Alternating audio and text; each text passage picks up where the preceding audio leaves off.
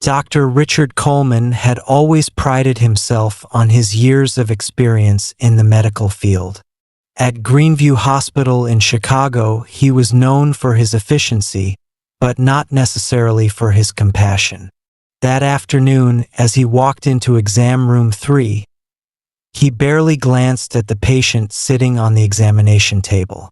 Mrs. Angela Carter, a black woman in her early 40s, had come in for a routine checkup, but what happened next would turn a simple visit into a shocking scandal. With a dismissive tone, Dr. Coleman made a remark that instantly drained the warmth from the room. His words, laced with prejudice, left Angela humiliated. The silence that followed was suffocating, but it didn't last long. Within minutes, nurses and hospital administrators were alerted, and before Dr. Coleman could fully grasp what was happening, he found himself standing outside his office, unemployed. Angela sat frozen, her hands gripping the edge of the examination table. She had been humiliated before. Subtle insults at grocery stores, dismissive glances at work, but never like this. The words that had just left Dr. Coleman's mouth weren't just unprofessional. They were dehumanizing. Her heart pounded, but she refused to let him see her break. A young nurse, Emily Carter, had been standing just outside the room when it happened. She had seen racism before, but hearing it so blatantly spoken in a hospital, a place meant for care and healing, made her blood boil. Without hesitation, she stepped inside. "Dr. Coleman," Emily said, her voice steady but firm, "could I speak with you for a moment?" He sighed, annoyed at the interruption. "Not now, Nurse Carter. I have other patients to see." Angela stood up. "No, you don't." Her voice, though calm, carried the weight of years of indignities. She turned to Emily. "I want to speak to the hospital administrator. Now." Within minutes, word spread like wildfire. Hospital staff whispered in hallways, patients peeked out of their rooms, and before long, Dr. Coleman found himself standing in front of the hospital director, Dr. Marion Lewis. A no-nonsense woman in her 60s, Dr. Lewis had dedicated her life to ensuring that Greenview Hospital was a place of trust and dignity. "Dr. Coleman," she said, folding her arms, "do you have any idea what you've just done?" He scoffed. "This is ridiculous. Are we really going to make a big deal out of?" "We are going to make a big deal out of it," she interrupted, "because this hospital stands for something bigger than your personal biases." Dr. Coleman opened his mouth to argue, but before he could say another word, Dr. Lewis handed him a termination letter. "You're done here," she said, her voice unwavering. "Effective immediately." The moment was swift and decisive, but for Angela, the damage had already been done. As she walked out of the hospital, she felt an odd mix of relief and exhaustion.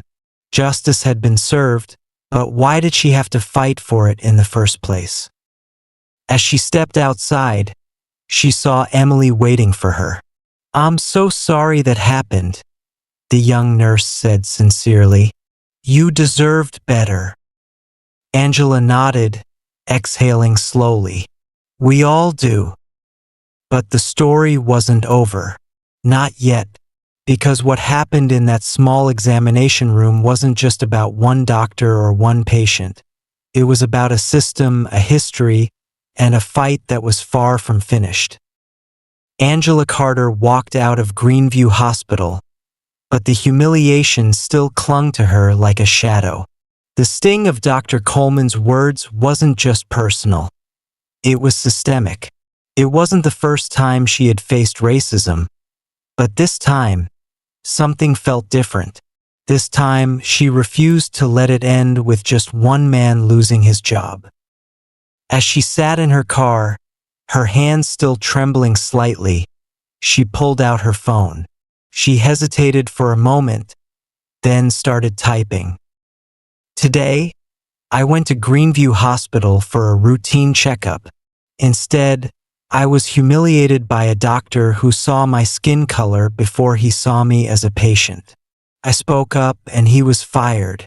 But how many others have stayed silent? How many more Dr. Colemans are still out there? It's time we demand better.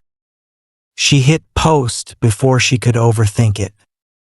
Within minutes, the notifications started pouring in. Hundreds of likes, dozens of comments, strangers sharing their own horror stories, friends offering support, and then something she didn't expect. Her phone buzzed with a call from an unknown number. "Hello?" she answered hesitantly. "Ms. Carter, my name is Daniel Pierce. I'm a journalist with the Chicago Tribune. I just saw your post, and I'd love to talk to you about what happened. Would you be open to sharing your story?" Angela hesitated. She hadn't expected this to become news. She had simply wanted to express her anger, to make people aware. But as she stared at her phone screen, watching more and more people engage with her post, she realized something. This wasn't just about her anymore. "Yes," she said, her voice steady. "I'd like that." Meanwhile, back at Greenview Hospital, Dr. Coleman was in shock. One minute he was a respected physician. The next he was being escorted out of the building. His pride was wounded, but more than that, he was angry. "This is cancel culture gone too far," he grumbled to himself. "I didn't do anything wrong." But as he got into his car, he checked his phone and felt his stomach drop. Angela's post was everywhere. News outlets were picking it up. People were calling for an investigation into Greenview Hospital. His name wasn't mentioned yet, but he knew it was only a matter of time before the public found out. And then, a text from an old college friend popped up. "Richard, we need to talk. This isn't just about you anymore." Dr. Coleman stared at the message, a sinking feeling creeping into his chest. What was happening? And how much worse could it get? Angela never expected her story to spread like wildfire. Overnight, it became a nationwide conversation. Major news outlets picked up her post, and social media exploded with hashtags like #JusticeForAngela, #EndMedicalRacism, and #GreenviewScandal. The next morning, as she sat in her favorite coffee shop, her phone buzzed again. Another unknown number. "Hello, Ms. Carter? My name is Lisa Matthews. I'm a civil rights attorney. I read your story, and I believe we can do more than just get one doctor fired. Have you considered legal action against the hospital?" Angela hesitated. "A lawsuit? But I wasn't physically harmed. And they did fire him." Lisa's voice was calm but firm. "This isn't just about you, Angela. It's about a system. If this happened to you, it has happened to others. We can push for an official investigation. The question is, do you want to help change this?" Angela exhaled slowly. She had never seen herself as an activist. But maybe this wasn't just about her anymore. "I'll do it," she said. Meanwhile, inside Greenview Hospital, chaos was unfolding. Doctors and nurses whispered in the hallways, patients requested transfers, and the administration scrambled to control the damage. In a quiet corner, Emily Carter, the young nurse who had witnessed everything, scrolled through the latest news articles about the scandal. She knew that firing Dr. Coleman wasn't enough because he wasn't the only one. She hesitated, then opened her laptop and typed an anonymous email to journalist Daniel Pierce. I am an employee at Greenview Hospital. Dr. Coleman was not the first, and he won't be the last. I have evidence of other cases of racial discrimination here. If you're interested, I can provide documents. Her hands shook slightly as she hovered over the send button. Then, with a deep breath, she clicked it. Emily knew there was no turning back. But if Angela had the courage to speak up, then so could she. Across town, Dr. Richard Coleman sat at a dimly lit bar, his third glass of whiskey half empty in front of him. On the TV above the counter, the latest news about the Greenview scandal played. He clenched his jaw as he saw his name being dragged through the mud. A patient was humiliated in an examination room. This is not the first accusation of medical racism, but this time, the story has ignited national outrage. Coleman gritted his teeth. 20 years in medicine, and my career is destroyed over one complaint. His phone buzzed. Unknown number. This is Richard. A deep voice answered, I know what happened, and I know how you can get your reputation back. Coleman frowned.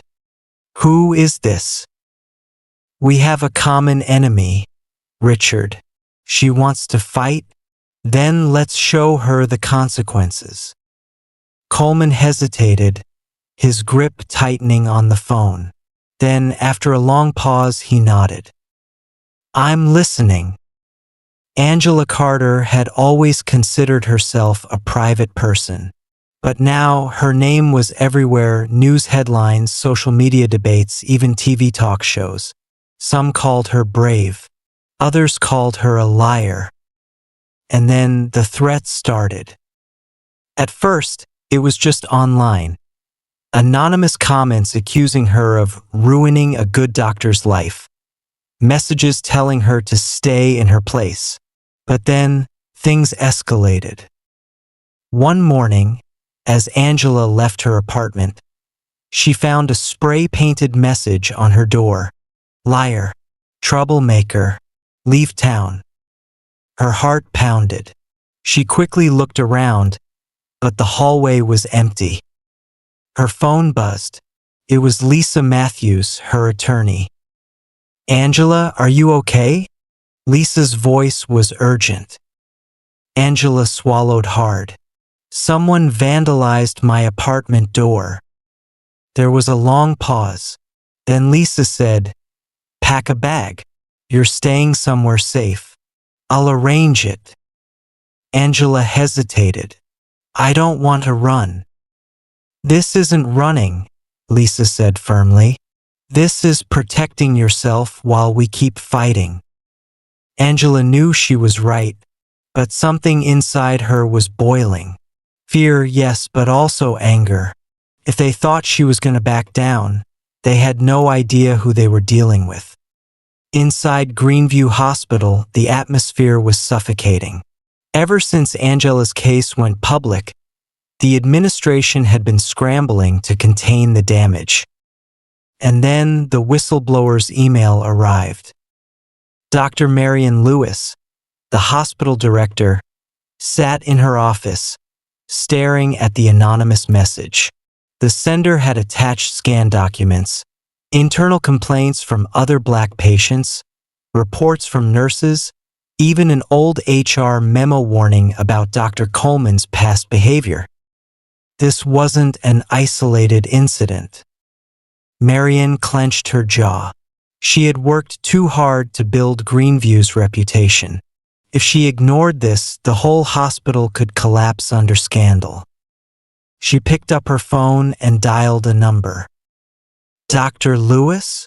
The voice on the other end was nervous. It was Greenview's head of legal affairs.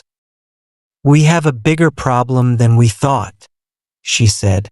Schedule a meeting with the board. Now. Richard Coleman wasn't the type to sit back and accept defeat. He had spent 2 decades building his career, and he wasn't about to let some patient destroy it. And now he had help.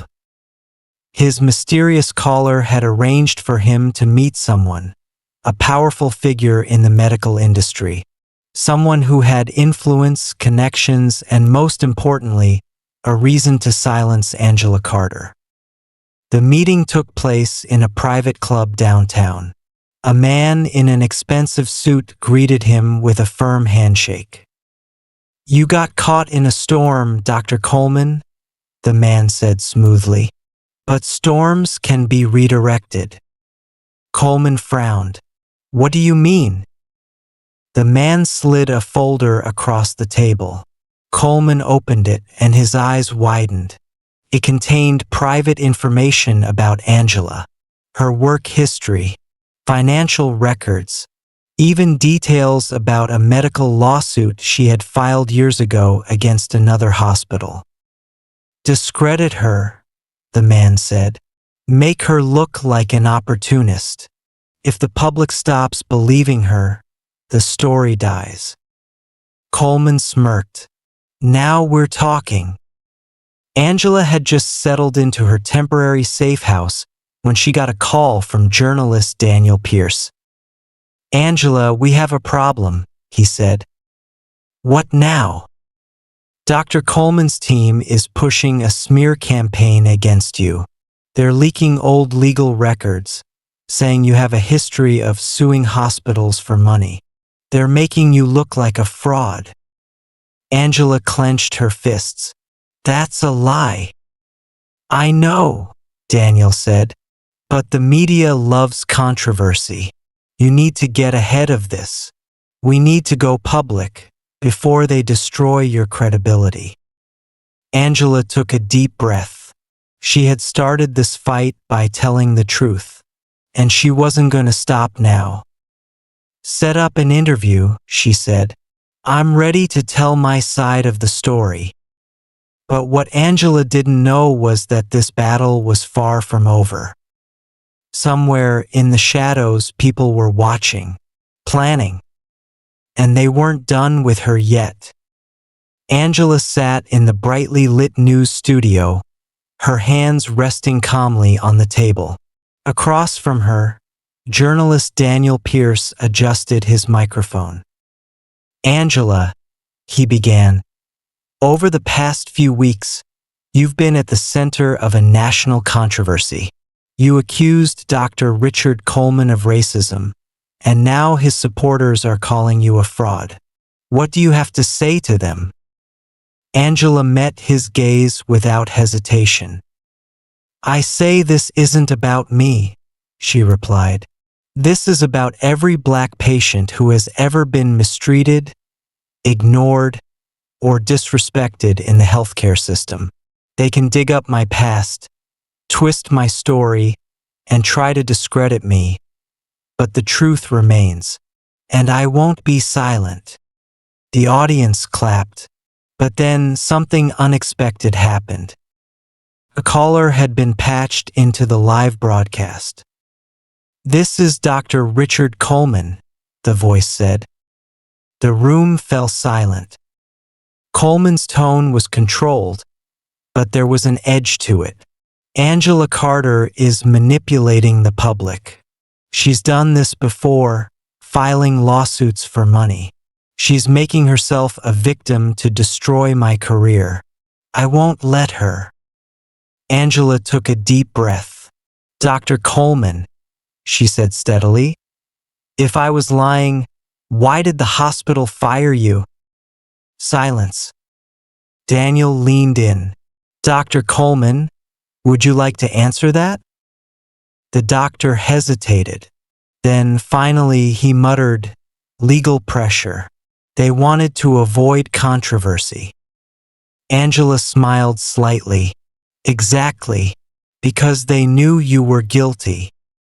Coleman scoffed, but before he could respond, Daniel received breaking news in his earpiece. His eyes widened.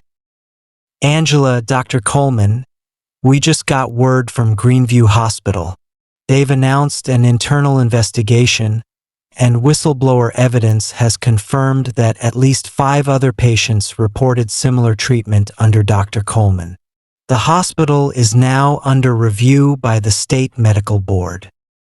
Angela's heart pounded. Dr. Coleman's voice turned panicked. That's not true. That evidence is. But Daniel cut him off. Dr. Coleman, I think your time is up. The call ended abruptly. Angela exhaled. The tide had turned. Days later, Greenview Hospital issued a public apology, promising major reforms. Dr. Coleman lost his medical license. But Angela knew the fight wasn't just about him. With Lisa Matthews' help, she filed a civil rights lawsuit, not just against Coleman, but against the entire hospital system. The case became a landmark trial, leading to national conversations about racism in healthcare. Policies changed. Laws were re-examined. And Angela? She became more than just a survivor. She became a leader. As she stood outside the courthouse, surrounded by reporters, she was asked one final question. Angela, after everything, do you regret speaking out? She smiled. Not for a second. Months later, Angela returned to the same hospital, not as a patient, but as an activist.